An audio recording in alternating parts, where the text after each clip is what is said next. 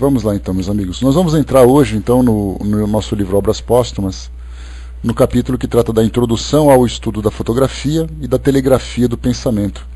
Mas antes de entrar nesse assunto diretamente, Kardec faz aqui uma introdução falando sobre os fluidos. E eu queria, antes de começar com Kardec, fazer uma introdução com outro artigo que foi escrito. Ele não é um artigo espírita, pelo contrário, ele tem assim mais um peso esotérico, mas assim a linguagem utilizada e assim as informações que nós ouvimos no nosso cotidiano de uma forma mais popular, ela é bastante interessante, porque a gente vai pegar depois esse texto e vai analisar à luz da doutrina espírita baseado no raciocínio de Kardec. Então é chamado de A Aura Humana e a Lei da Atração, um artigo que foi publicado no site chamado Números, Astros e Florais. É bem esotérico, né? Mas eu gostei do texto. Então, independente de onde ele venha, da sua origem, eu acho que vale a pena a gente dar uma lidinha nele. Ele diz assim: todos os corpos vivos emanam em torno de si partículas que os envolvem como um halo difuso. Os animais, as plantas e até as pedras, que consideramos inertes, têm moléculas vivas que emanam certas irradiações. Já no ser humano, a aura assume um outro valor. A filosofia oriental ensina que a aura humana é formada por irradiações de natureza etérea, psíquica e espiritual que partem dos diversos centros de energias dos corpos físico, mental, emocional e espiritual. A qualidade e as cores desse halo de irradiações que nos envolvem são criadas e recriadas a cada dia da nossa vida cotidiana, a partir da qualidade dos nossos pensamentos, emoções, ações e reações. Por isso, de acordo com os sensitivos que veem a aura e a própria máquina Kirlian que a fotografa, algumas pessoas têm auras iluminadas, de cores vibrantes e amplas, podendo chegar até vários metros de extensão, enquanto outras têm auras reduzidas, opacas, cinzentas, manchadas e até bem escuras. Ao nos aproximarmos de alguém, a primeira coisa que entramos em contato é com sua aura. Esse encontro de auras dá origem às mais diversas sensações, antes mesmo de qualquer diálogo, tais como simpatia ou antipatia, atração ou repulsão, bem-estar ou mal-estar e assim por diante. Com isso, podemos perceber que a aura por si só é um ímã dos mais poderosos, e é aí que entra a lei de atração. Os seres invisíveis de outros planos que nos cercam permanentemente não nos reconhecem pelo corpo físico, e sim pela vibração de nossa aura. A pessoa pode ter acabado de sair do salão de beleza e tomado um banho de loja, como se costuma dizer, mas se os sentimentos de vaidade exagerada, inveja, medos, ressentimentos e tantas outras negatividades continuarem predominando, a aura vai continuar tão feia quanto antes, apesar do aspecto externo estar fashion e impecável. Existem pessoas aparentemente boas, no sentido de não fazerem mal a ninguém, e até ajudarem os outros, no entanto se dizem vítimas infelizes, desiludidas e sem sorte, pois só lhes acontecem coisas ruins. Se algum sensitivo visse as suas auras, certamente veria auras diminutas e opacas, atraindo como ímã tudo que é semelhante aos próprios pensamentos e sentimentos negativos que formaram as suas auras. Pela lei da atração, espíritos de baixa vibração sempre se aproximam dessas auras afins, trazendo uma série de sentimentos e eventos negativos para essas pessoas. Já a recíproca é verdadeira. Quanto mais alegre, otimista, honesta e amorosa for a pessoa, mais expandida e luminosa ficará a sua aura, atraindo assim todas as bênçãos e acontecimentos felizes. Espíritos luminosos e protetores a cercam constantemente, produzindo uma poderosa couraça contra a inveja e tantos outros males. Nossa aura reflete não somente os estados da alma, mas também as condições da nossa saúde física e moral. As doenças que afligem o homem derivam de desequilíbrios dos corpos etéreo, astral, mental, que mais cedo ou mais tarde se manifestam no corpo físico. Por essa razão, alguns médiuns conseguem a cura para alguns tipos de doenças, pois identificam através da aura qual foi a origem da doença. Quando a pessoa tem merecimento, já pode ser curada direto na origem do mal, Em outros casos, no entanto, ela ainda precisa aprender a transformar alguns sentimentos ou crenças negativas antes de alcançar a cura desejada. Por isso, por melhor que seja o médium, nem todas as pessoas são curadas nesses centros espirituais. Mas a notícia é boa. Mas a boa notícia é: qualquer pessoa, no momento que desejar, pode aumentar e iluminar a aura significativamente, transformando completamente sua vida. Existem muitos recursos para isso atualmente, mas para começar, basta iniciar um treinamento de vigilância constante sobre os próprios pensamentos do dia a dia. Substitua os noticiários de terrorismo, corrupção e negatividade por música, documentários ou filmes edificantes. Procure cercar-se e conviver mais com as belezas da natureza. Não peça nada para si próprio em suas orações, apenas reconheça a sua origem divina e procure conectar-se com a luz do seu eu superior. E, acima de tudo, não arranje desculpas para permanecer negativo. Seja honesto, verdadeiro com os outros e consigo mesmo.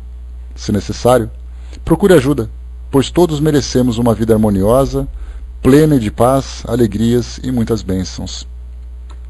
Então esse texto, embora não seja doutrinário e tenhamos aqui algumas expressões que normalmente nós não utilizamos na doutrina espírita, né, quando se fala sobre corpo astral, quando se fala sobre auras e tudo mais, né, na verdade nós falamos de perispírito, falamos de corpo perispiritual, que é ainda um elemento extremamente complexo para o nosso entendimento.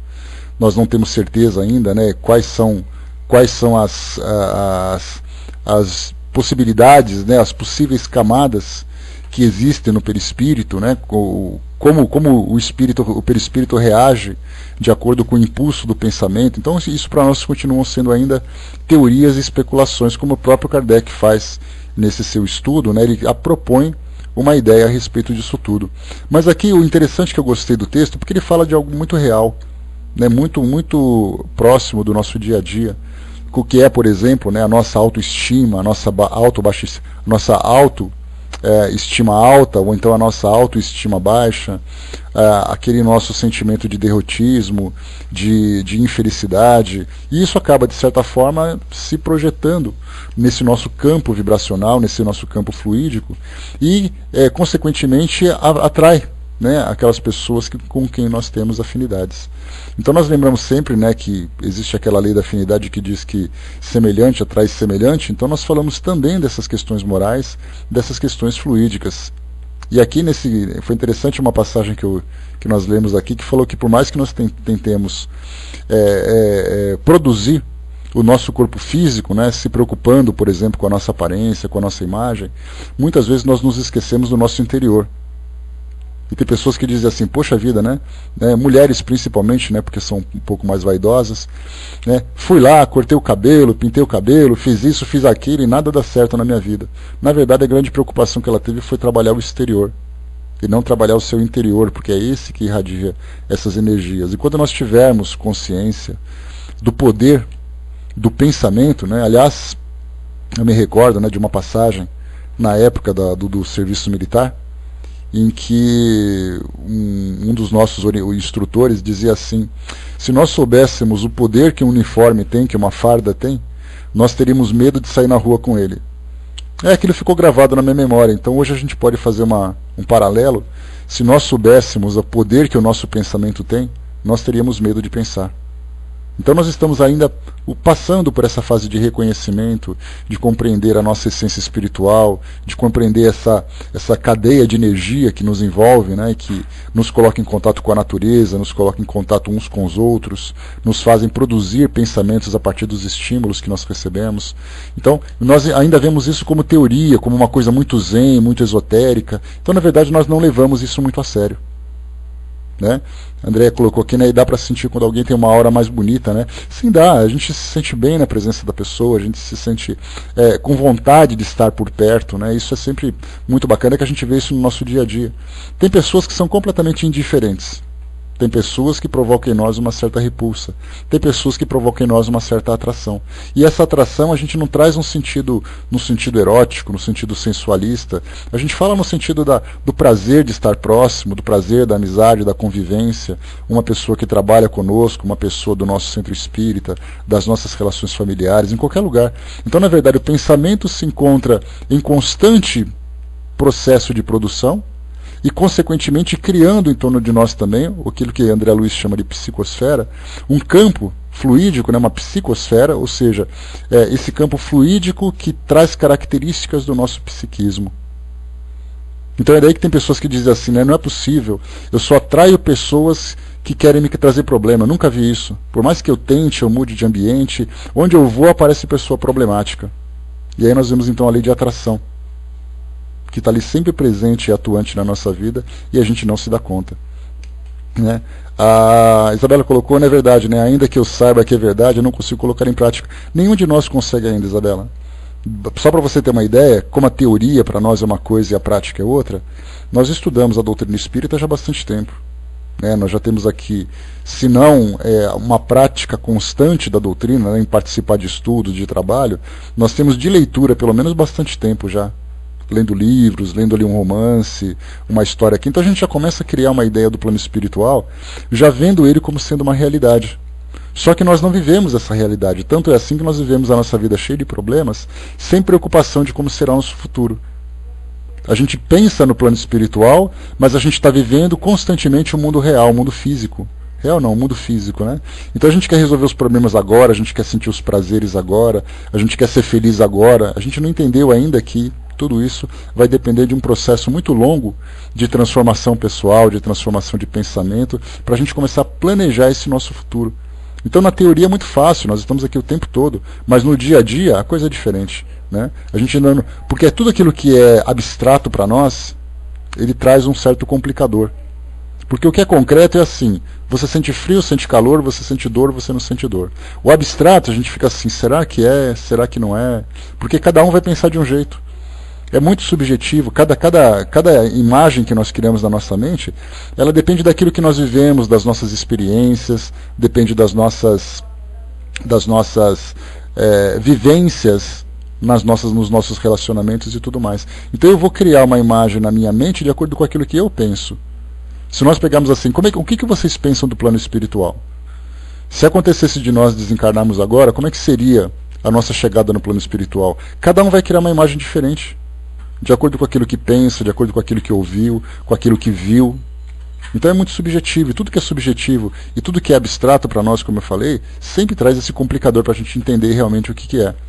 Porque a gente aprendeu a viver na prática, o nosso corpo físico é material, consequentemente a gente é estimulado por tudo aquilo que é matéria à nossa volta.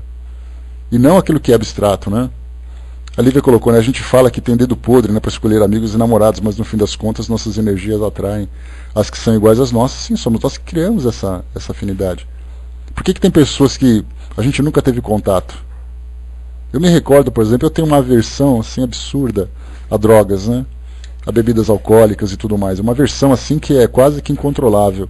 E eu nunca tive contato com ninguém que fosse usuário de droga me oferecendo alguma coisa, nunca na minha vida.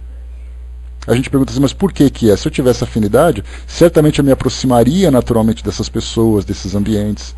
Né? Agora, em compensação para as tendências que eu tenho, eu vou me aproximando naturalmente dessas tendências.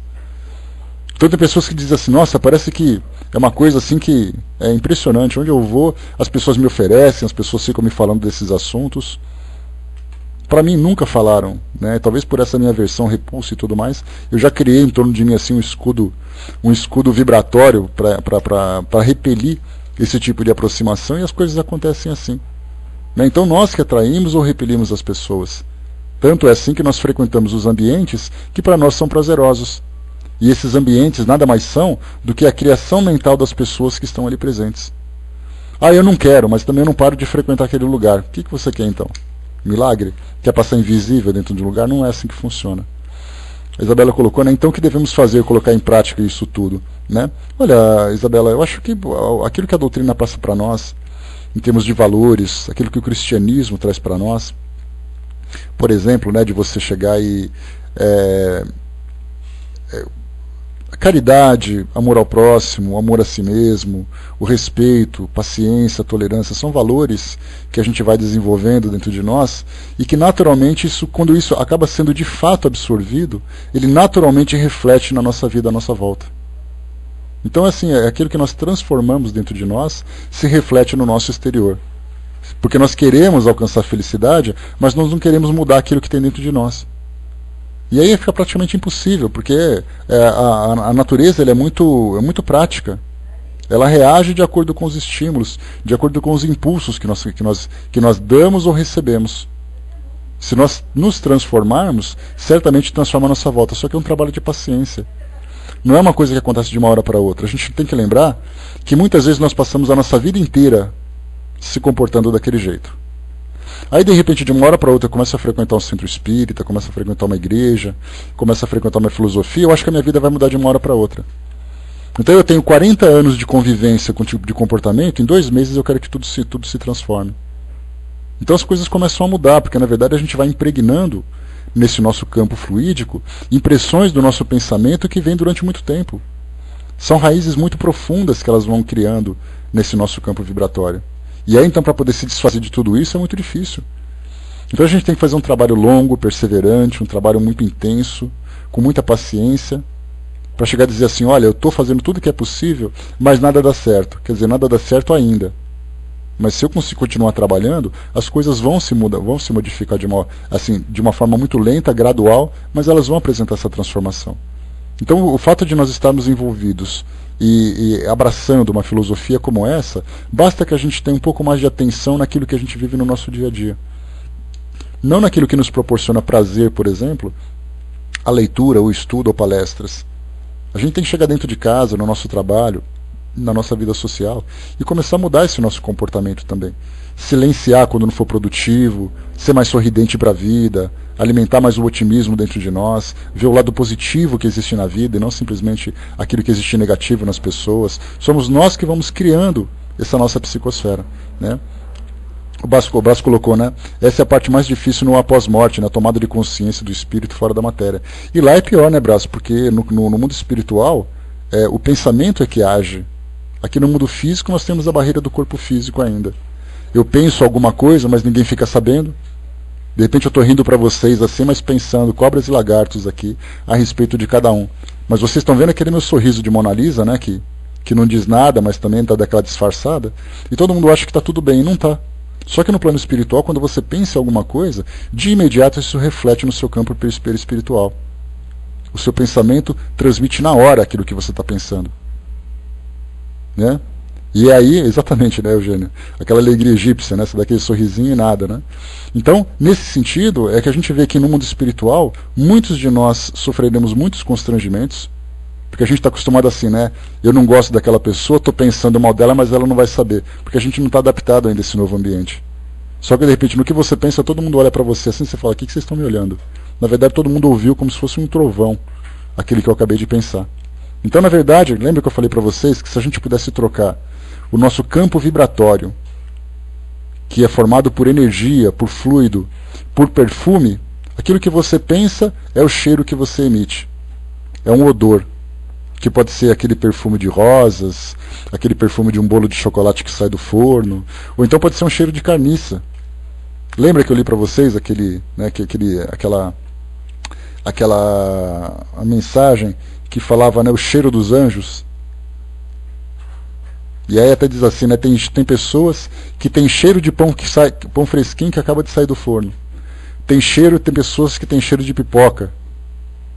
Né? Então, de uma forma muito poética falando sobre tudo isso. Né? Então, se nós pensássemos sobre os nossos pensamentos, qual seria o cheiro que nós exalaríamos no nosso dia a dia? Daquilo que eu assisto, daquilo que eu penso, daquilo que eu critico, das pessoas com quem eu convivo, o que elas sentem do meu lado? Será que elas sentem aquele perfume agradável de querer se aproximar para sentir um pouco mais? Ou elas sentem aquele fedor que elas querem mais é se distanciar? Troquemos então, né, porque é muito mais fácil para nós, troquemos as energias, que para nós é muito abstrata, e cheguemos no perfume, no cheiro. E a gente vai ver exatamente aquilo que a gente é. Você é aquilo que você pensa. Consequentemente, você tem o cheiro daquilo que você pensa. Seria a forma mais prática da gente entender tudo isso, né? A gente poderia dar esse exemplo para crianças, mas a gente usa para nós também. Então cuidado com o cheiro que vocês estão exalando, tá? A Cindizinha colocou lá em cima, né? Então pelas pessoas com quem a gente convive, dá para percebermos as nossas tendências? Sim, né? Porque minha avó já dizia isso, né? Como é que ela falava? É mais ou menos aquela história, né? Me diga com quem tu andas que eu direi quem és. Mas ela falava de um jeito diferente, não me recordo. Então é isso, né? Quer dizer, com quem você convive, você conversa com as pessoas. Você acaba criando um certo... seria mais ou menos isso, mas minha avó falava diferente, Lívia. Eu tento pensar assim, mas eu não me esqueço. Eu vou perguntar para um primo meu que sabe, que uma vez ele me falou e eu acabei esquecendo. Mas assim, se você convive com pessoas, você naturalmente cria laços de amizade. Criando laços de amizade, você naturalmente cria laços de confiança. E através desses laços de confiança, você emite os seus pensamentos mais sinceros. E você alimenta aquela pessoa com aquilo que você pensa, e ela te alimenta de volta com aquilo que você pensa. Então, na verdade, mostra exatamente isso, o tipo de relacionamento que você tem, o tipo de ideias que você troca, mostra exatamente ali o tipo de afinidade que você tem com ela. Por isso é importantíssimo, muitas vezes a gente renunciar a um tipo de relacionamento, renunciar a um tipo de ambiente é muito difícil para nós, porque a gente sente prazer fazendo isso. Porque a nossa mente está dizendo assim, eu não quero fazer isso, porque isso é errado, porque eu quero me transformar. Mas o nosso instinto está dizendo, eu quero estar perto daquilo, eu quero continuar fazendo aquilo, porque é gostoso. Então, na verdade, é uma luta constante que existe dentro de nós, nesse conflito. Segura, Miriam. Sossega. Então é aquela luta constante, né, dentro de nós, trabalhando razão, trabalhando instinto um contra o outro, e de repente a gente ainda tem as provocações do lado de fora como se não fosse o suficiente, né, como se a nossa vida já não fosse de mais do que perturbadora. Nós ainda temos os problemas de fora para resolver, né? Aquilo que o mundo oferece para nós, as pessoas que se aproximam, aquilo que a gente ouve, aquilo que a gente assiste e tudo mais, né? Então essa é a realidade dos nossos pensamentos. A Gilda colocou, né, acho que as pessoas que são colocadas nas nossas vidas, mesmo aquelas que são bem diferentes da nossa maneira de viver e de ser, são para que ensinemos e aprendemos também alguma coisa. Até porque também, Gilda, a gente lembra que nós não atraímos apenas para as nossas relações aquelas pessoas que são atraídas, né, que são simplesmente puxadas, aproximadas pelo nosso modo de ser. Nas nossas relações sociais, nós somos muitas vezes obrigados a conviver em determinados ambientes. Você precisa de um emprego, aparece uma vaga, você vai trabalhar. Ali dentro tem pessoas das mais variadas, dos mais variados modos de pensar, e aí você naturalmente vai começando a se aproximar, a se afinizar com aqueles que pensam como você. Então você vai encontrar pessoas que são simpáticas, pessoas que são antipáticas, pessoas que são extremamente doces, pessoas que são extremamente agressivas. Então tudo vai depender do temperamento de cada um, daquilo que você se aproxima, mas a vida em sociedade não nos permite o isolamento, de dizer assim, olha, eu sou assim e eu não concordo com o mundo, então eu vou viver isolado dentro de uma caverna no alto da montanha como se fosse um eremita. Infelizmente a nossa vida não é assim. Essa nossa vida social, né, a gente lembra sempre que nós somos seres gregários, ou seja, nós vivemos um agregamento. E sermos seres gregários significa que nós dependemos das relações sociais. Quando a gente assiste, por exemplo, um documentário do The History Channel, ou do National Geographic, de vida animal, vida selvagem, nós percebemos que os animais vão naturalmente se juntando nas florestas, nas savanas, nos mares, onde quer que eles estejam, porque eles têm uma dependência entre si. Eles precisam um do outro para sobreviver. Eles não podem viver isoladamente. Raros são os animais que não dependem de outro para sobreviver, em termos de relacionamento.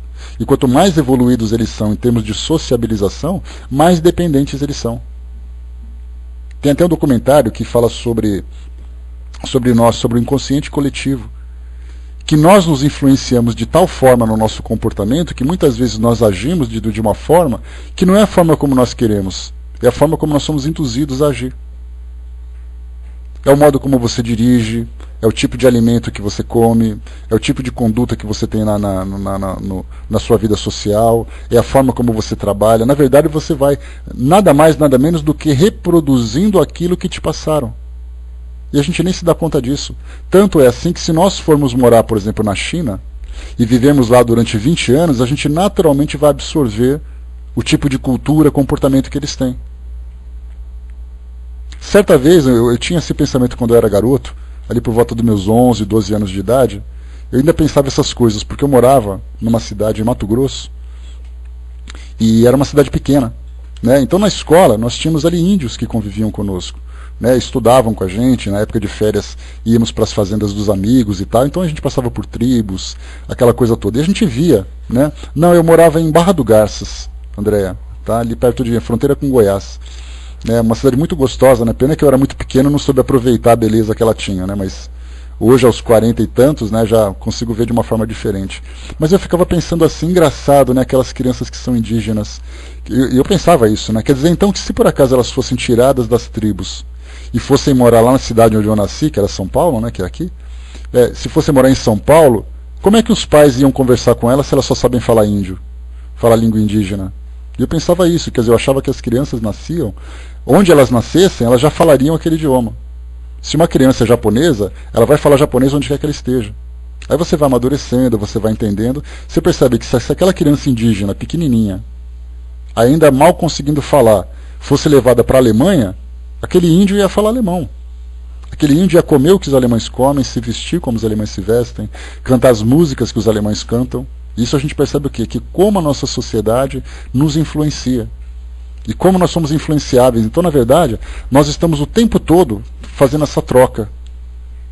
Eu ofereço aquilo, faço as coisas do meu jeito, embora a base de tudo seja aquela base coletiva. Então eu faço aquela base de acordo com o meu jeito. Então as pessoas se influenciam por mim. Mas ao mesmo tempo, se eu quero fazer alguma coisa, eu observo como as pessoas fazem. Então as nossas leis são frutos da nossa relação social, os nossos hábitos, a nossa cultura. Tudo isso é influência do meio. E moralmente também é assim. Moralmente é assim. Se você vai, por exemplo, viver no Afeganistão, a Vaninha teve uma experiência muito interessante nesses últimos dias, lá na Bienal. Próximo a ela tínhamos ali um stand, né, onde irmãos muçulmanos faziam a divulgação do islamismo. E a Vaninha fez amizade ali com alguns deles e começou a conversar sobre a cultura, sobre essa questão das mulheres serem submissas, das vestimentas das mulheres e tudo mais. E a Vaninha questionava sobre tudo isso, né, já que ela conseguiu estabelecer uma relação de amizade com eles. Então ela perguntava, não concordo com isso, eu acho estranho vocês falarem isso, porque aqui é diferente, coisa e tal. Se nós nascêssemos naquele ambiente daquele jeito, nós faríamos a mesma coisa. Nós olharíamos para as mulheres e dizendo, é um absurdo você ficar com o seu braço de fora. Você tem que cobrir até seu rosto, você tem que cobrir seus pés. Agora a gente nasceu aqui no Brasil, é diferente, então a gente pensa diferente. Então é a sociedade que moralmente também nos traz isso. Pois é, né, Miriam? Quase foi apedrejada lá. A sorte é que o Sheik lá gostou dela, né? Senão ela tava danada. Então a gente vê assim que quando você vai, por exemplo, numa sociedade como aquela, patriarcal como aquela, as mulheres são submissas e os homens são poderosos. Isso moralmente é uma coisa completamente fora da fraternidade universal que nós estamos aprendendo. Mas eles aprenderam a viver assim. No Japão é a mesma coisa. A mulher se torna submissa e o homem é o dono da situação. É aquela ideia, né, do feudalismo oriental, dos samurais. As mulheres eram apenas geishas, instrumentos de uso dos homens e tudo mais. É tudo uma questão de cultura. Então hoje nós pensamos assim porque nós nascemos no Brasil. Agora, se vocês nascessem em outro lugar, se nós nascêssemos em outro lugar, o nosso comportamento seria completamente diferente. Né? Pois é, graças a Deus, né, Ju? Então a gente vê assim como nós nos influenciamos moralmente também. Então por isso que se fala, né, que, quer dizer, se nós nascemos aqui no Brasil, nós pensamos como brasileiros, isso é óbvio. Só que moralmente nós nos comportamos também como brasileiros. Se isso é bom ou se isso não é, vai depender do saldo que nós tirarmos desse tipo de análise, né? Será que nós somos pessoas de bem enquanto nação? Será que nós somos pessoas moralmente equivocadas enquanto uma nação? Porque dentro do nosso país, a gente se destaca por alguns valores, por alguns tipos de pensamentos, de ideias. Mas na coletividade nós nos comportamos iguais. Até as cidades têm assim, né, Miriam? Ainda mais o Brasil desse tamanho, nós temos ali, né, as diversas regiões que mostram essa diferença, esse contraste. Né? O Brás lembrou aqui, né, que no Iêmen teve um caso de uma criança que tinha 8 anos de idade, ela foi passar a lua de mel com o marido e acabou morrendo pela violência sexual que ela sofreu. E isso dentro daquela cultura é absolutamente normal. Ele era casado, ele tinha um direito sobre ela. aos 8 anos de idade é uma cultura que permite que uma criança de 8 anos se case com um homem de 40, de 30 anos de idade. A gente fala assim, nossa, que absurdo. Não é tão absurdo assim. Se nós pensarmos que vai depender da evolução moral de cada sociedade, de cada grupo, é assim que a gente vê as diferenças. Né? Deixa eu ver aqui. Não, Miriam, quando eu fui para o Rio a primeira vez, eu tinha meus 17 anos, eu fui participar de uma competição aí no Rio, e eu estranhava uma coisa absurda, as pessoas de chinelo dentro de ônibus. De um chinelo havaiana dentro de ônibus. Aqui em São Paulo você não entrava pelo menos em ônibus, se não fosse de um tênis, com sapato, alguma coisa. E de repente eu estava pegando uma linha que ia para a praia, tinha mulheres de biquíni, só com aquelas sarong, né, aquelas saias, me esqueci o nome dela. Né? Então assim, de repente ficou uma moça do meu lado com essas saias assim, só com a parte de cima do biquíni, e de chinelo em pé do meu lado. Eu ficava assim, que mundo é esse? Que coisa mais maluca é essa? Como é que pode isso? Fui pegar o metrô, por exemplo, tinha lá um rapaz sentado, e a namorada sentada no colo dele para não ficar em pé. E eu falava, se isso aqui fosse em São Paulo, ela seria expulsa do trem. Então a gente ficava assim, uma coisa assim, ficava chocado. Sei lá, Vani, é um pano que vocês amarram na cintura. Alguma coisa do gênero. Vocês devem saber o que é, não fica me sacaneando não. Né? Então quer dizer, canga, isso, canga. É essa coisa aí que mulher usa. Né? Então a gente vê assim que eu vou pegar aqui que é esse nome, eu vou te falar para vocês depois, pode deixar. Né? Então a gente vê assim como é estranho esse tipo de coisa. Né? Pois é, tá vendo? A Sandra falou que vai pegar uma havaiana para ir para a Holanda de avião. Né? Aqui em São Paulo também, quando eu estava indo para o Rio, tinha um rapaz que estava de bermuda e de havaianas pegando avião do meu lado. Eu falei assim, o que esse cara está pensando que ele vai? É tudo uma questão do quê? De cultura. Para vocês é muito natural, afinal de contas a praia faz parte do cotidiano. Aqui em São Paulo não tem praia, você sai de casa para trabalhar e volta. Agora já está mais light, já está mais relaxado, né? E isso de uma cidade para outra que são vizinhas, né? Imagina se fosse mudar para um outro país, por exemplo, uma outra cultura que é completamente diferente, né? Agora a Havaiana já virou carne de vaca, né, Lívia? Então já não é mais a mesma coisa, né? A Havaiana da minha época, ela ficava num saquinho pendurado na porta dos botecos. Hoje a Havaiana tem loja e é exportada, né? Bons tempos. Né? Então acabou, né? Bom, então o que a gente falava, né? Nem isso mais, né, Aziluz? Nem isso mais. Né? Então, de um modo geral, né? Pois é, a Vaninha comentou isso, né, com o Mohamed lá, né, que era o Sheik, né? Então, a gente vê essa afinidade que a gente tem do nosso modo de pensar. André colocou, né, por aqui as meninas vão no curso de inglês na mocidade de Havaianas. Também é normal. Afinal de contas, você viver com 40 graus, usando um tênis, usando um sapato com meia, essas coisas, é impossível, né? Então, né, temos aí. Então, o que a gente falava, né, sobre essa... Eu nem sei por que a gente chegou nesse nosso ponto agora. Né? Mas, de um modo geral, né, o que a gente pode colocar é que essa questão das afinidades ainda são questões que para nós são muito subjetivas. São questões que para nós são muito difícil de nós racionalizarmos. Vamos ler aqui agora então o que Kardec colocou, porque a gente leu aquele texto esotérico. Como eu falei para vocês, muitas vezes as pessoas poderiam dizer assim, poxa vida, mas eu entrei numa sala espírita e eles estavam lendo um texto esotérico. Nós não temos preconceito.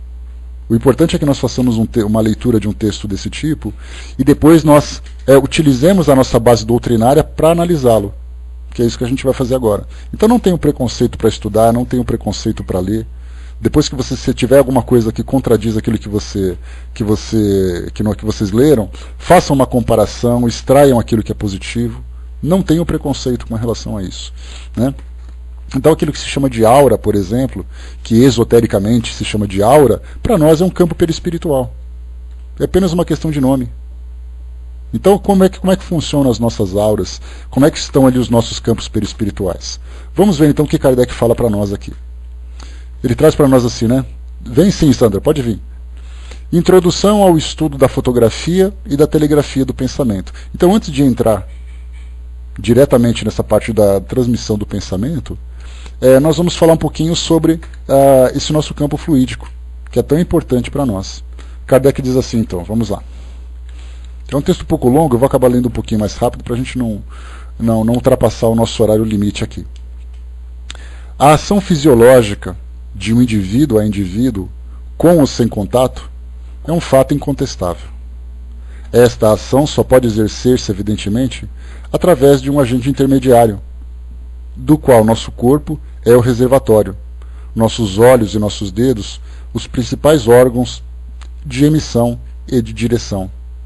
Esse agente invisível é necessariamente um fluido. Qual a sua natureza, sua essência? Quais são suas propriedades íntimas? É um fluido especial ou uma modificação da eletricidade ou outro fluido conhecido? É o que se designava antigamente sob o nome de fluido nervoso? Não será muito mais o que designamos hoje sob o nome de fluido cósmico, quando ele está espalhado na atmosfera, e de fluido perispiritual, quando está individualizado? Esta questão, de resto, é secundária. Quer dizer, esta questão, de resto, é secundária. O fluido perispiritual é imponderável, como a luz, a eletricidade e o calor. Uma coisa imponderável é algo que não pode ser medido, não pode ser pesado, não pode ser tocado, né? Então, assim como a eletricidade, o calor e o fluido, você não pode pesá-lo pela sua massa e nem ver a sua forma, o fluido perispiritual também é assim. Ele é invisível para nós no estado normal e só se revela através dos seus efeitos. Mas ele se torna visível no estado de sonambulismo lúcido e mesmo no estado de vigília para as pessoas dotadas de dupla vista. Isso porque as pessoas nesse estado alterado de consciência conseguem ter uma percepção, por exemplo, de um indivíduo desencarnado. Então você vê o espírito próximo a você, você não vê o espírito, você está vendo o seu corpo perispiritual. Porque o espírito ele é indefinível para nós. Nem os espíritos conseguiram defini-lo para Kardec lá no Livro dos Espíritos, no começo.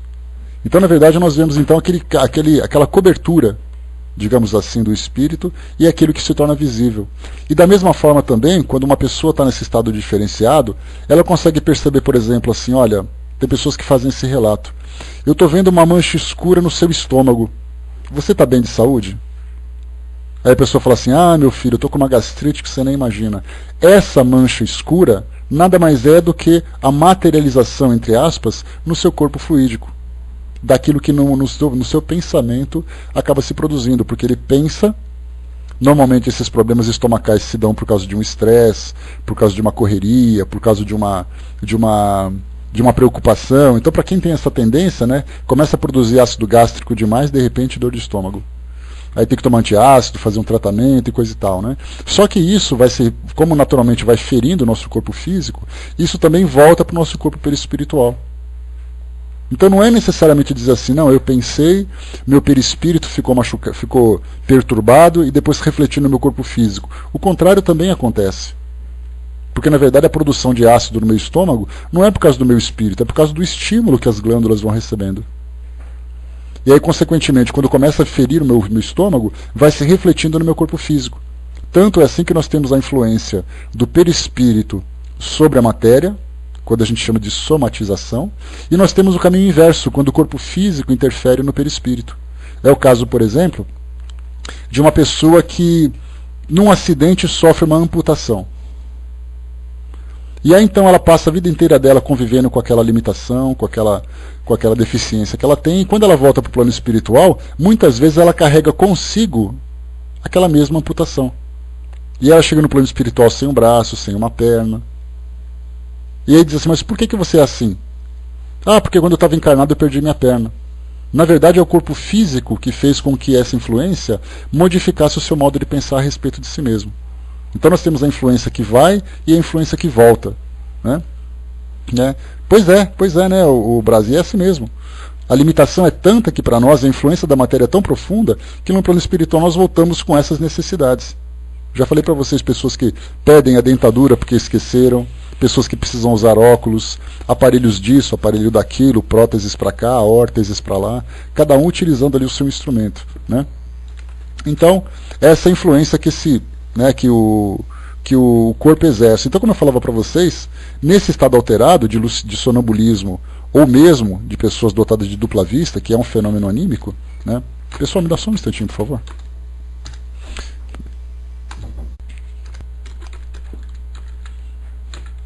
Pronto, voltei, gente. Vamos lá.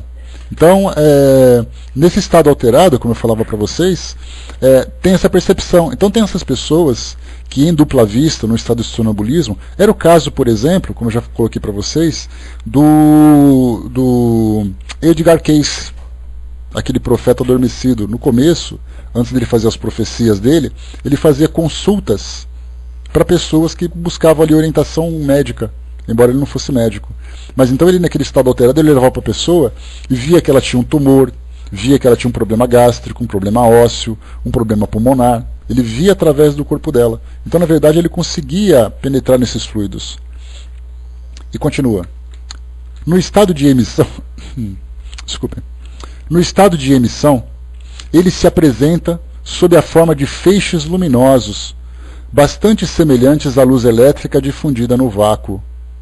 É a isso, de resto, que se limita a sua analogia com esse último fluido, pois ele não produz, ostensivamente pelo menos, nenhum dos fenômenos físicos que conhecemos. Então é um fluido muito sutil. E essa sutileza produz ali, então, esses efeitos, né, como foi colocado aqui, ele se apresenta sob forma de feixes luminosos. É a tentativa de Kardec para explicar isso, de dizer que o perispírito se irradia como se fosse uma luz. Mas é exatamente assim que acontece?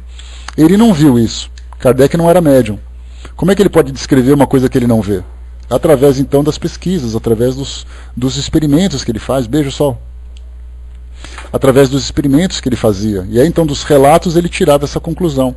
Mas, certamente, quando ele retornou ao plano espiritual, ele deve ter revisto muita coisa daquilo que ele afirmava, como faremos nós também.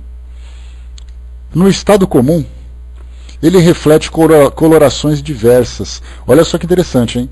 Kardec dizendo que o perispírito reflete colorações diversas. Lembra do artigo sobre aura? Que falava que auras têm cores diferentes, que a foto Kirlian fotografa o estado, né, de harmonia emocional que a pessoa tem, ou mesmo de saúde física, saúde orgânica. Aqui Kardec está dizendo, no estado comum, ele reflete colorações diversas, segundo os indivíduos de onde ele emana. Ora de um vermelho fraco, ora azulado ou cinzento como uma bruma ligeira, como aquela pequena neblina. E mais geralmente, ele se espalha sobre os corpos em torno, uma nuance amarelada mais ou menos pronunciada. Olha só que interessante. Então, quando vocês encontrarem uma foto Kirlian e perceberem aquela coloração em torno daquilo que eles chamam de aura, vocês podem dizer, Kardec disse a mesma coisa. Está lá no livro Obras Póstumas, na fotografia do pensamento. Ele diz que o perispírito tem colorações diversas segundo os indivíduos. Viu que novidade interessante para nós isso? E aí então que entra muitas vezes, eu me lembro que eu precisei fazer um tratamento médico há mais ou menos uns 20 anos, e um amigo, foi aí que ele me aproximou da doutrina espírita. Ele me levou num centro espírita aqui em São Paulo, que fazia tratamento de cromoterapia. Aí já começa aquela coisa, né? Cromoterapia, né? O que exatamente, Hermes, que você quer que eu repita? Então, assim, indo para esse centro, passava então por uma consulta, né, com um espírito que estava lá próximo a nós, que ele era um médium, né, que através dele, né, que falava ali sobre, no estado comum ele reflete colorações diversas segundo os indivíduos de onde ele emana. Está aqui no texto do Obras Póstumas. Então a gente passava aí até aquele centro, passava ali em consulta com esse médico, que era um espírito, e aí então ele prescrevia, através de um receituário, um tratamento de cromoterapia. E aí então a gente passava, né, então eles recomendavam, né, de você fazer o tratamento de passes, que nessa aplicação de passes os médiums poderiam também fazer ali um trabalho de cromoterapia. Então muita gente questiona, muita gente duvida, fala que centro espírita não é lugar de cromoterapia, e de fato não é. Centro espírita é lugar de estudo doutrinário. Se quiser fazer um trabalho de cura, como acupuntura, cromoterapia, homeopatia e tudo mais, é um trabalho separado da casa espírita, né? Mas então, ele passava isso tudo. Então a gente ficava assim, poxa vida, mas espiritismo trabalhando com cromoterapia, qual a relação de um e o outro? Se o perispírito emana cores, e essas cores refletem exatamente o estado emocional do indivíduo, é natural que nós possamos trabalhar o perispírito para fazer com que a pessoa retome a harmonia que ela tinha anteriormente. Então a gente já tem aqui mais um campo de estudo, mais informações para nós nos aprofundarmos. Beleza, Sol, beijo para você. Segura aí então para não cair. Continuando aqui para nós. As relações dos sonâmbulos e dos videntes são idênticas sobre esta questão. Teremos, aliás, a oportunidade de aí retornar falando das qualidades impressas no fluido através do móvel que os coloca em movimento e pelo adiantamento do indivíduo que os emite. Ou seja, olha só que interessante. Qualidades impressas no fluido através do móvel que os coloca em movimento. Esse móvel é o pensamento. Então aquilo que eu penso é aquilo que eu imprimo no meu corpo perispiritual. E isso vai de acordo também de perispírito de indivíduo para indivíduo, de acordo com o seu adiantamento. Então, os sonâmbulos e os videntes são indivíduos que muitas vezes são capazes de fazer uma análise do perispírito. Então ele pode até comentar. Olha, eu estou vendo isso, estou vendo aquilo. Eu lembro de uma prima que olhava para mim, ela dizia assim, olha, eu estou vendo em volta de você um campo luminoso assim, em volta, assim, como todo mundo tem, né, uma aura luminosa assim, em volta e coisa e tal. E eu ficava estranhando, eu falei assim, tá, né? Ela falou assim, eu estou vendo uma cor assim, meio azulada. Eu falei, tomara que isso seja bom, né? Porque de repente se o azul pode não ser lá aquelas coisas, né? Então, tem pessoas que veem naturalmente. E veem isso constantemente. Se aproxima de alguém e antes mesmo de falar qualquer coisa, já consegue identificar qual é exatamente a tonalidade. E aí que são exatamente aqueles estudos mais esotéricos, né, que não existe nada de científico nisso, a princípio, de pessoas que fazem então uma comparação. Aquelas pessoas que têm determinadas cores, que irradiam determinadas cores, qual é exatamente o seu estado moral, o seu estado emocional? Se uma determinada cor for um padrão para pessoas que estão bem de saúde, pessoas que estão bem harmonizadas, então significa que aquela cor alguma coisa boa. E a partir desses estudos de cromoterapia, eu lembrava que quando eu fazia esse tratamento, eu acabei me aproximando de alguns amigos que trabalhavam num centro espiritualista, e eles faziam esse trabalho de cromoterapia lá nessa instituição. E eles também me emprestaram, né, umas apostilas para poder ler. E eu comecei a me interessar, né, porque naquela época que eu lia bastante coisa, e eu comecei a ler tal, e eles começaram a falar muitas coisas, né, que olha, que o vermelho significa isso, o verde significa tal coisa, o azul, o amarelo, um serve para isso, outro serve para aquilo. Então eu fui lendo assim, sem muita pretensão, né, de me aprofundar no assunto, só a título de curiosidade mesmo. Então eles fazem o seguinte, quando você tem alguma necessidade de saúde, eles observam então que muda a tonalidade do seu perispírito. E essa mudança de tonalidade significa um sintoma daquilo que você está sentindo. E através de uma influência oposta, como Kardec trabalhava o magnetismo, aplicava o magnetismo sobre uma pessoa, e essa pessoa então promovendo a sua cura. Esse magnetismo, esses fluidos, era uma reposição daquilo que a pessoa não tinha. Então, através de passes, através de aplicação de cores, eles constatavam então que a pessoa podia recobrar a sua saúde, para recompor aquilo que ela tinha perdido no seu perispírito. Né? Então é bem interessante esse assunto, que não é espírita, mas é um tipo de assunto que, para quem gosta, merece a atenção de estudar um pouco mais. Né? No caso de cromoterapia, por exemplo, não sou um especialista nisso, mas eu me recordo que, num estudo, a gente chegou à seguinte conclusão. Muitas vezes as pessoas pegam uma lâmpada, pintam de vermelho e depois aplicam sobre si mesmas. Na verdade, essa lâmpada não vai ter efeito nenhum, porque cada cor ela tem ali uma faixa, uma frequência eletromagnética. Assim como do arco-íris, né? Se nós pegarmos na física, por exemplo, nós temos que o vermelho tem uma frequência, o amarelo tem uma frequência, o laranja tem outra frequência, e assim cada um tem uma frequência de acordo com os espectros, né, que nós temos no arco-íris, que são aquelas 7 faixas de vibração. Então uma lâmpada vermelha, ela tem que ser uma lâmpada que irradia uma frequência vermelha. Não é uma lâmpada pintada de vermelha. Então eu compro um monte de lâmpada branca e passo tinta. E acredito que eu estou fazendo. Na verdade, aquele é um placebo. Eu acredito que faz um efeito, mas na verdade não faz. Então até na física nós temos elementos que dão base científica para a aplicação desse tipo de tratamento. Mas vamos em frente, que não é o que interessa para nós agora. Vamos lá. A Miri colocou na cromoterapia roxo anti-inflamatório, bom para garganta. Tem o vermelho, né? Tem pessoas que têm câncer, por exemplo, não podem fazer um tratamento segundo dizem, né?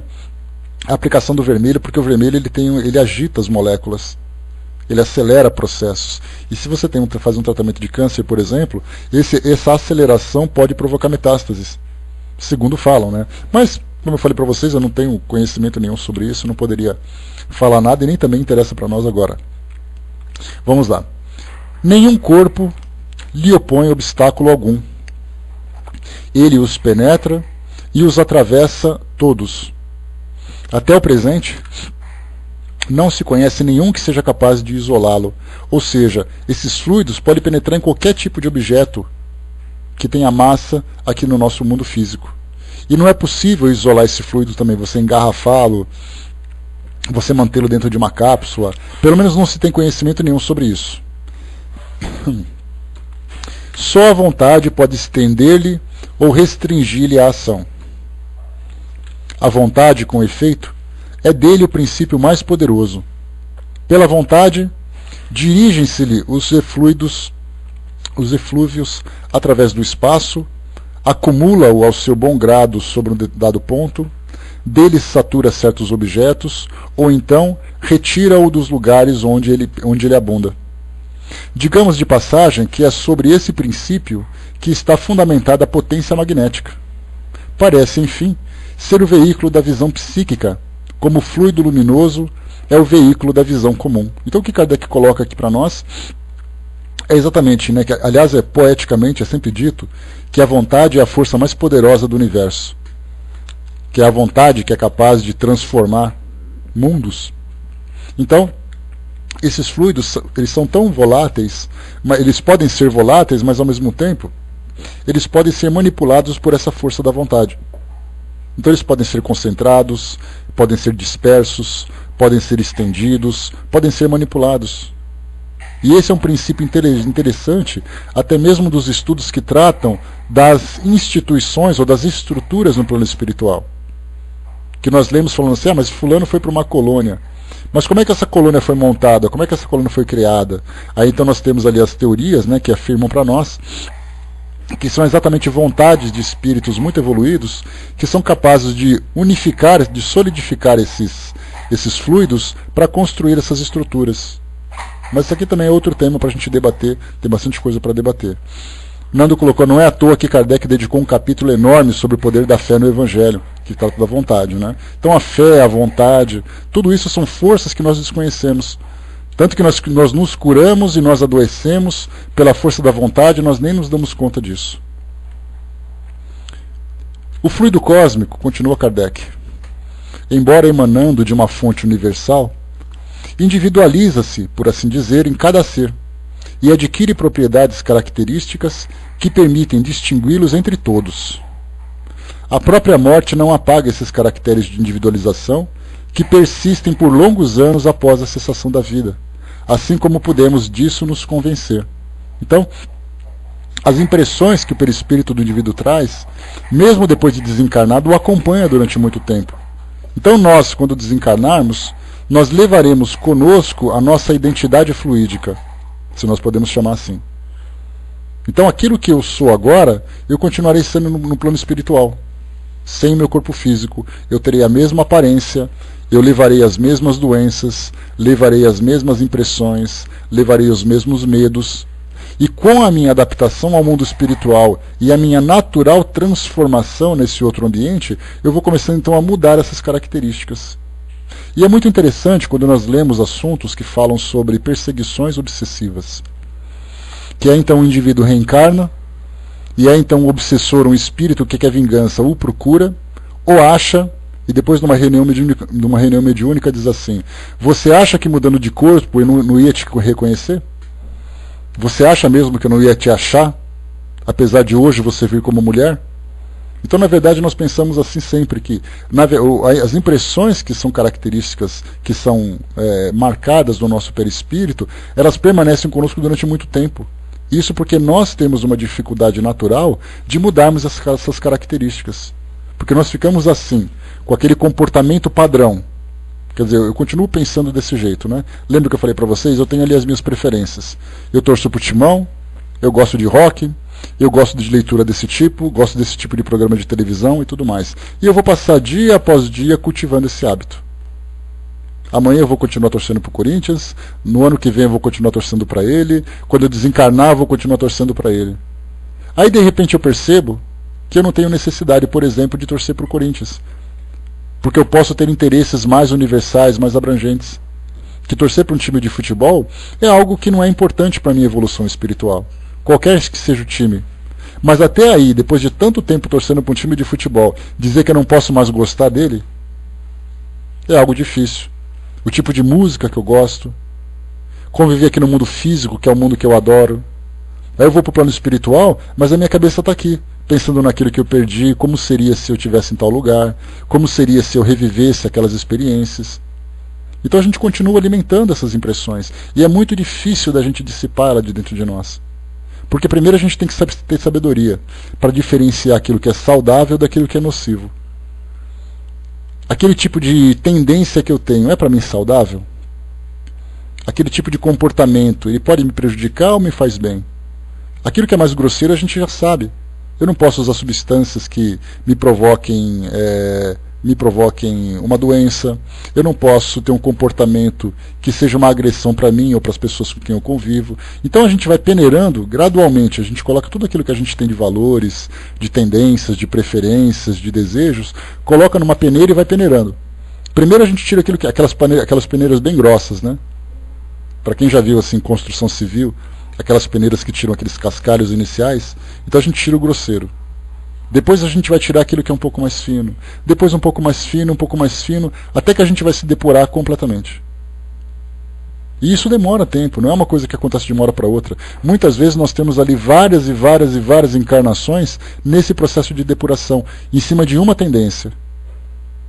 Agora, várias encarnações é algo que vai ser absolutamente natural para todo mundo. Nós precisamos fazer isso, é natural que seja assim. Porque do contrário nós vamos continuar ainda presos. Vamos continuar ainda presos a essas mesmas, aos mesmos sofrimentos, às mesmas angústias. Então, quer dizer, nós temos que nos transformar de acordo com a capacidade que nós temos de detectar aquilo que é bom e aquilo que não é. Dudu colocou, existe algo que fala sobre um espírito que desencarna na Terra, um fluido daqui, e que vai reencarnar em outro orbe, como a espiritualidade faz, ou trabalha nesse processo de mudança fluídica para a entrada dessa nova morada. Existe algo que fala sobre isso? Ou tem e eu não li? Olha, Dudu, tem no próprio Livro dos Espíritos, tem uma passagem que Kardec fala do perispírito, mas lá ele fala de uma forma muito superficial. E os espíritos dizem que cada indivíduo absorve os fluidos de acordo com o ambiente onde ele se encontra. Então o nosso planeta ele traz características fluídicas. A partir dessas características, nós como espíritos, reencarnando aqui, a gente vai absorvendo esses fluidos daqui. Quando nós temos que passar por um outro ambiente, os espíritos dizem que nós absorvemos os fluidos de lá.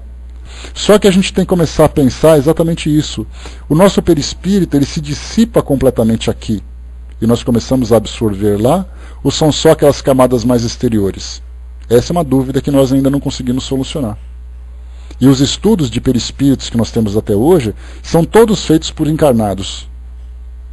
Então, quer dizer, os espíritos não falam mais desse assunto, não dessa forma profunda.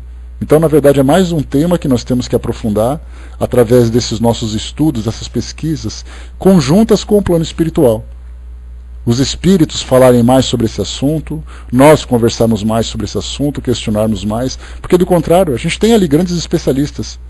Eu já falei para vocês que se nós comparássemos o espiritismo como sendo um curso universitário, nós temos ali várias especializações, onde eu posso fazer cursos ou cursos de extensão, cursos de pós-graduação, né, como por exemplo uma especialização, um mestrado, um doutorado. Então o espiritismo é a base. Você pega os 5 livros da codificação e coloca em cima da mesa. Depois você diz assim, olha, eu quero me especializar em perispírito. Não, eu quero me especializar em mediunidade. Mas o outro diz assim, não, eu quero me especializar em evangelização. Então cada um vai buscando. E nós temos ali incontáveis especializações. Porque eu posso dizer assim, eu quero me especializar em mediunidade.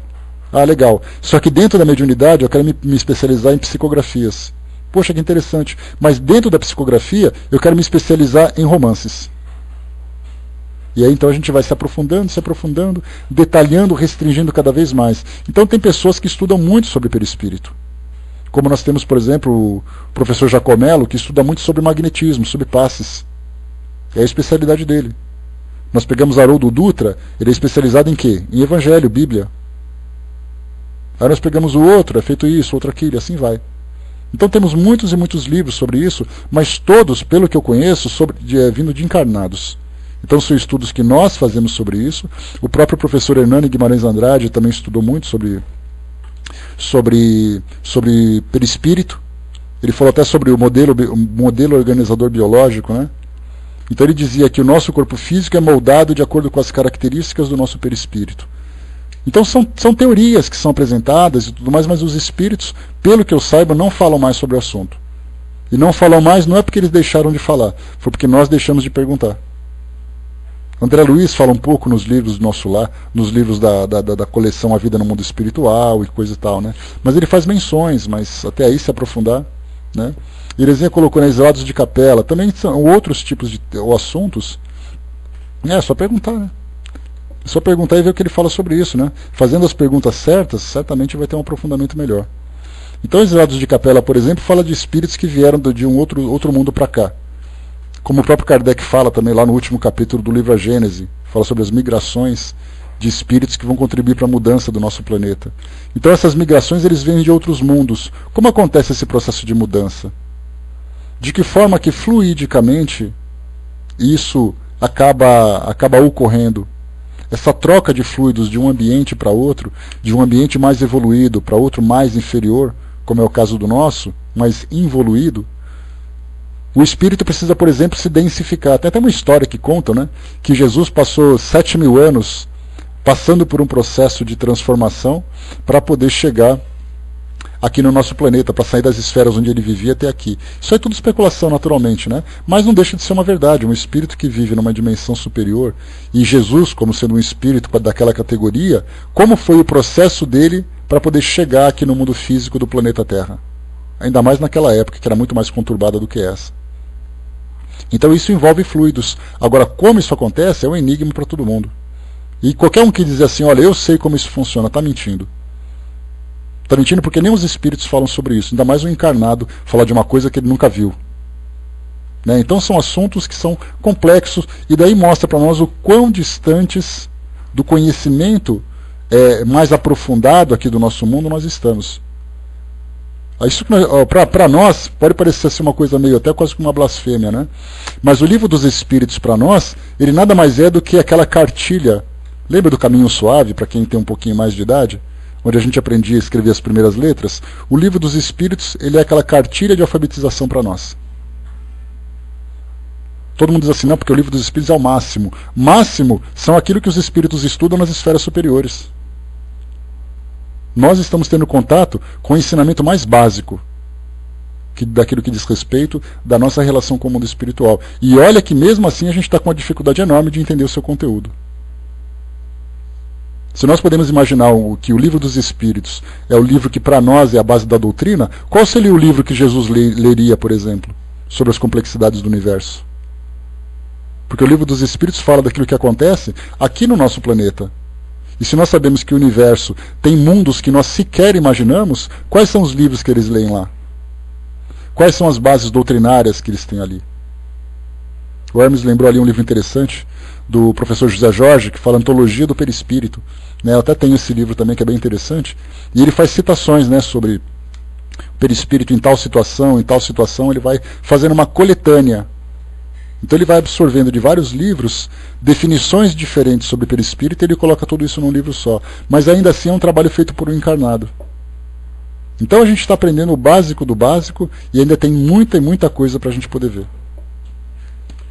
Bom, pessoal, aqui faltam 3 minutos. Deixa eu só acabar aqui esse parágrafo que a gente começou. Deixa eu ver aqui.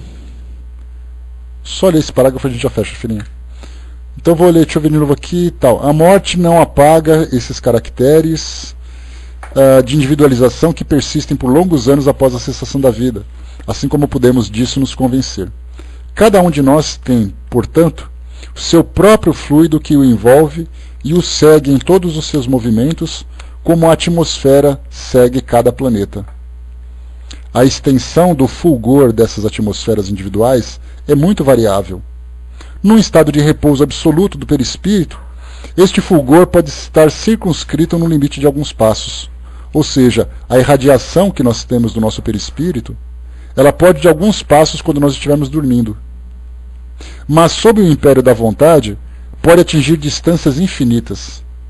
A vontade parece dilatar o fluido, como o calor dilata os gases. As diferentes atmosferas particulares se cruzam, elas se encontram, se cruzam, se misturam sem jamais se confundir, absolutamente, como as ondas sonoras que permanecem distintas, apesar da multiplicidade dos sons que se chocam no ar, simultaneamente. Pode-se, portanto, dizer que cada indivíduo é o centro de uma onda fluídica, cuja extensão está na razão da força da vontade, como cada ponto vibrante é o centro de uma onda sonora, cuja extensão está na razão da força da vibração. A vontade é a causa propulsiva do fluido, como o choque é a causa vibrante do ar e propulsiva das ondas sonoras. O que Kardec quis dizer aqui, para a gente poder fechar o nosso estudo de hoje, é que fazendo uma comparação entre o fluido que se irradia pela força da vontade e o som que se irradia pela força de uma parefria, por causa de uma força, de uma causa vibrante, é como se eu pegasse um grande tambor e desse uma batida fraca. Você conseguiria ouvir o som desse tambor a alguns metros de distância. Se eu batesse um pouquinho mais leve, você precisaria chegar um pouco mais perto para ouvir, ou seja, a onda não te alcançaria naquele local onde você está. Agora, se eu der uma pancada muito forte, se você tiver ali algumas dezenas de metros, você vai conseguir ouvir aquele som retumbante, né? Dizendo assim, olha, eu ouvi uma batida ali a uns 50 metros. Significa que a força da minha vontade fez com que aquele som se propagasse até essa distância. E aí nós temos então pegar por exemplo ali o Rock in Rio, que vai acontecer agora no Rio de Janeiro, é ali próximo de onde a Vaninha mora. E ela sempre lembra que quando tem esse show, ela consegue ouvir as músicas que são tocadas lá no Rock in Rio. Ou seja, as caixas acústicas são muito potentes, para poder fazer com que não só aquelas pessoas que estejam ali ouçam bem a música, e acaba até ficando surda muitas vezes, né, dependendo de onde você está, como quem está muito longe consegue ouvir também. A mesma coisa acontece, por exemplo, lá no Sambódromo. Quando tem carnaval, por exemplo, todo mundo ouve a bateria assim, ouvindo a quilômetros. É a mesma coisa. Então, no caso dos fluidos, a força da vontade, ela faz com que alcance também distâncias infinitas. E é assim que nós podemos dizer, por exemplo, que você pensa numa pessoa que se encontra lá no Japão, e aquela pessoa de repente fala assim, nossa, eu estou com vontade de falar com ele. Aí ele liga e fala assim, nossa, acabei de pensar em você. Na verdade foi uma transmissão de pensamento, como nós popularmente chamamos, que realmente é real. Quer dizer, a intensidade da minha vontade fez com que esse pensamento chegasse do outro lado. Quando eu faço uma prece para alguém, tem algum amigo meu que se encontra distante, em outro país, passa por uma necessidade, aí então eu faço as minhas orações. E eu penso assim, mas será que as minhas preces vão alcançá-lo? Será que vai ter algum benefício? Se eu tiver convicção, não tenha dúvida que não só vai alcançá-lo, como vai inundar a casa dele pela força da minha vontade. Então esse paralelo que Kardec faz do som com as vibrações do fluídicas, né, com a força do nosso pensamento, ele é muito pertinente, porque ela traz para nós essa realidade. Então, duas coisas importantes para a gente poder concluir aqui o nosso estudo de hoje. Primeiro, que a força do pensamento se compara com a força dos sons. Quanto mais forte eu bater, mais distante vai ser o barulho. Quanto mais forte eu pensar, mais alcance terá o meu pensamento. E o segundo, que o meu pensamento tem cheiro. Então, se vocês pensarem com força, mas pensarem no cheiro fedorento, vocês vão alcançar uma pessoa, coitada, contaminando-a com esse perfume desagradável, ou com esse odor desagradável. Agora, se vocês pensarem com força, pensando num perfume bem agradável, com certeza ela será também banhada de rosas, né? Então, pensemos nisso. Tá? A qualidade do nosso pensamento e a intensidade da nossa vontade. Esse aqui é o resumo do estudo que nós fizemos hoje. E muitos desses temas esotéricos que nós trouxemos, né? Ou desses temas mais, digamos, pode ser, Pitu, tá? Ou desses temas mais fora da doutrina, não significa necessariamente que nós não possamos tirar deles bons proveitos. Então nós falamos de cromoterapia, que vai ao encontro daquilo que Kardec colocou, não o tratamento em si, mas as características do perispírito. Falamos sobre a questão de aura, que para nós nada mais é do que campo perispiritual. Falamos sobre a afinidade fluídica entre pessoas por simpatia e antipatia, que a doutrina fala sobre isso, inclusive no próprio Livro dos Espíritos também. Mas no próximo encontro nosso, na próxima terça-feira, a gente vai falar mais um pouquinho, dar continuidade a esse tema, falando um pouco mais sobre tudo aquilo que Kardec propõe para todos nós. Beleza, pessoal? Podemos fechar por aqui? Alguma dúvida, alguma questão? Beleza? Filhinha, quem que vai fazer o encerramento para nós? Que eu esqueci.